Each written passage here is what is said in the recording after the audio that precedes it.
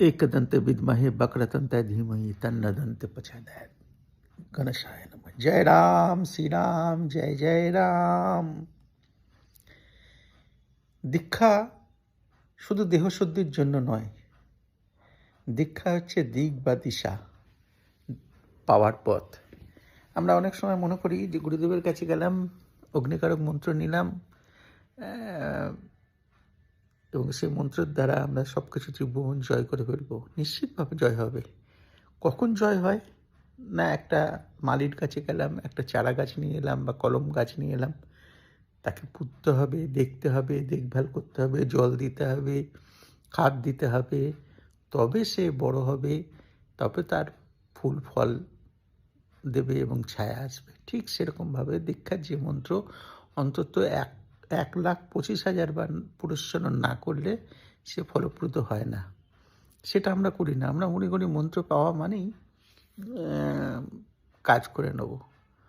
গুরুদেবকে বলতাম যে আপনি আশীর্বাদ করুন। উনি বলতেন এমন কর্ম করো না যাতে ফাঁসি হয়। আমি আশীর্বাদ করলাম তোমার কাশিতে মৃত্যু হয়, কিন্তু কর্মটা তো তোমাকে করতে হবে। ঠিক তাই অর্জুন কর্ম করেছিল, যুদ্ধ করেছিল তার রাজত্ব ফিরে পাওয়ার জন্য। শুধু সঙ্গে নিরস্ত্র ভগবানকে রেখেছিলেন। অসুরদের মারার জন্য রামকেও কিন্তু বিশ্বামিত্র মুনি নিয়ে গিয়েছিলেন। বিশ্বামিত্র মুনি রাম লক্ষ্মণের গুরুদেব, ভরত শত্রুঘ্নর রামকে যুদ্ধ করতে হয়েছিল। তাই প্রত্যেকটা জায়গায় আমরা যদি এভারেস্টে উঠি, হিলারির নাম তখনই হয়েছিল যখন ও শিখরে উঠেছিল। তাই উঠতে তো একটা মেহনত করতেই হয়। ঠিক সেরকম জপ, ধ্যান, পূজা এগুলো করতে হয়। এগুলো শুধু মন্ত্র দীক্ষা পেলেই দেহশুদ্ধি হয়ে গেল, আমার অধিকারী হয়ে গেলাম, আমার শাস্ত্রে রয়েছে, এই চিন্তাধারা থেকে বেরিয়ে আসতে হবে। আমি খেলে আমার পেট ভরবে, আমি হাঁটলে আমি পৌঁছাবো, আমি শ্বাস নিলে আমি বেঁচে থাকবো। ঠিক সেরকমভাবে আমি জপ ধ্যান যত বেশি করব, তত আমার জীবনে উন্নতি আসবে। কিভাবে উন্নতি? না, কর্মের উদ্যোগ আসবে, মানসিকতা চেঞ্জ হবে, এবং সবসময় চিন্তা করতে হবে, চিন্তা এসে যাবে যে আমি এটা কর্ম করি, এইভাবে চলি। পাপ কি? যে কর্ম করতে গেলে মন দ্বিধাগ্রস্ত হয়, ভয় হয়, আতঙ্কিত হয়, লোককে লুকাতে হয়, সে পাপ। পুণ্য কি? যে কর্ম করার পরে সবাইকে আনন্দের সঙ্গে বলতে পারি, সেটাই হচ্ছে পুণ্য। আমরা শুনেছি মালিক দাসের কথা, अजगर करे ना চাকরি, पंछी करे না কাম, দাস মালিক কহে গায়া সবকা দাতা রাম। সবার দাতা রাম। কার দাতা রাম? না, যে রামকে ভালোবেসেছে, যে রামের পথ অনুসরণ করে চলছে। রামের পথ কি? তিনি যুদ্ধও করেছিলেন, গুরুদেবের সেবাও করেছিলেন, পিতামাতার প্রতি কর্তব্যও করেছিলেন। আদর্শ জীবন কাকে বলে সেটা তিনি দেখিয়েছিলেন। कर जपे ना माला जपे, जीवा जपे ना राम, हरि मेरा शरण करे मैं पाऊँ বিশ্রাম। শুনতে ভালো লাগে যে হরি আমাকে স্মরণ করবে, আমি বিশ্রাম পাবো। কখন স্মরণ করবে? যখন অধিক মাত্রা আমার জপ ধ্যান হয়ে যাবে, তখন দেখা যাবে হরি স্মরণ করছে আমাকে। এত আন্তরিকভাবে তাকে আমি স্মরণ করব। তিনি যেমন শঙ্করাচার্য, আদিগুরু শঙ্করাচার্য ভগবান শ্রীকৃষ্ণকে মা বলে রাখতেন, তখন নিশ্চিতভাবে তিনি আমাকে স্মরণ করবেন। যেরকম আমাদের মা বাবা আমাদের সবসময় স্মরণে রাখে, কী খাচ্ছে, কী পড়ছে, যে কষ্টটা কোনো কষ্ট পাচ্ছে কি না, ঠিক সেরকম ভগবান তো আসল মা বাবা। এই দেহ পেয়েছি, দেহের মা বাবা তো রয়েছে, তার প্রতি তো নিশ্চিতভাবে কর্ম আছে।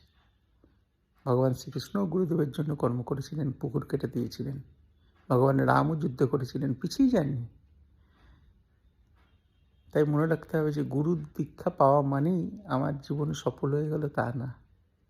সফল হওয়ার জন্য যেটা দরকার, যেরকম দরজা জানলা সব খুললে তবে রোদ্দুর প্রকাশ আসে ঘরের মধ্যে, ঠিক সেরকমভাবে আমার জীবনের মন মানসিকতা চেঞ্জ আসে, জীবনের প্রকাশ আসে, উদ্যম বাড়ে, কর্মের প্রতি স্পৃহা বাড়ে, এগিয়ে যাওয়ার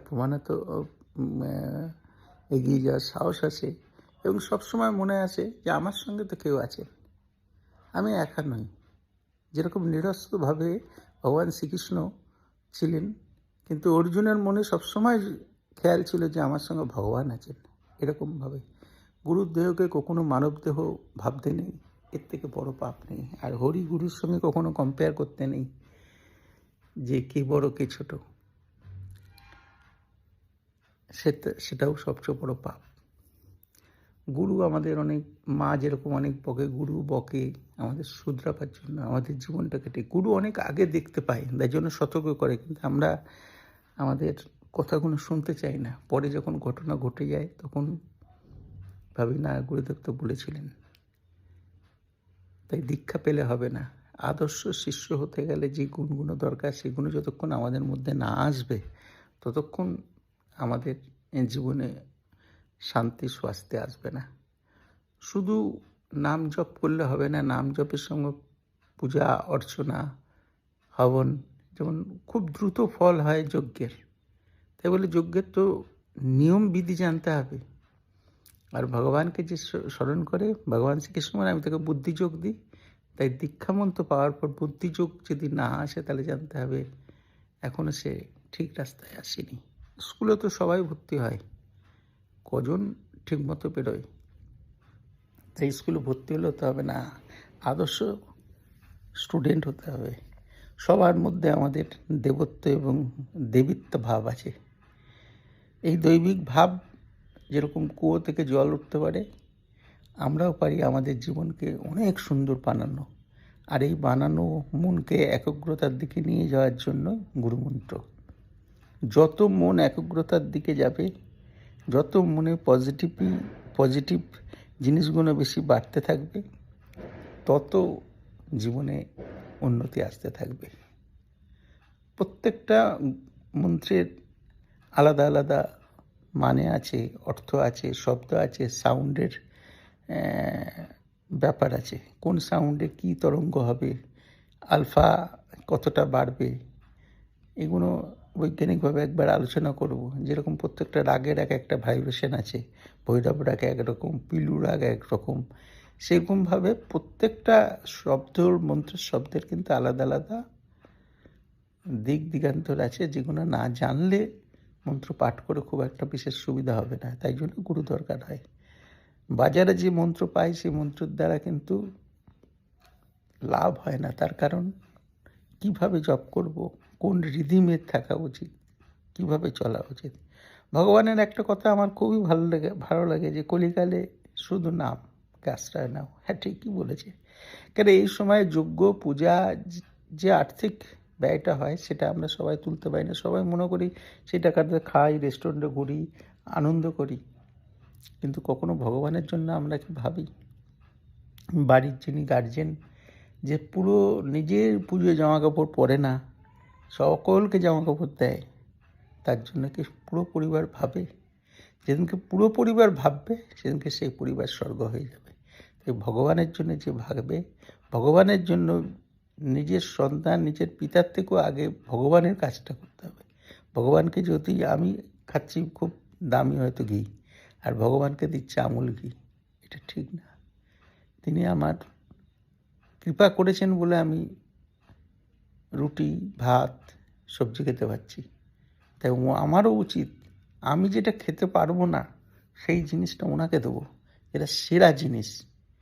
সেই মন, সেই আত্মা তৈরি করে দেয় দীক্ষা মন্ত্র। কিন্তু চান্টিং তো করতে হবে, জপ তো করতে হবে, ভরসা তো রাখতে হবে। আর যেখানে বিশ্বাস নেই সেখানে কিচ্ছু হবে না। ভরসা হচ্ছে সবচেয়ে বড় কথা।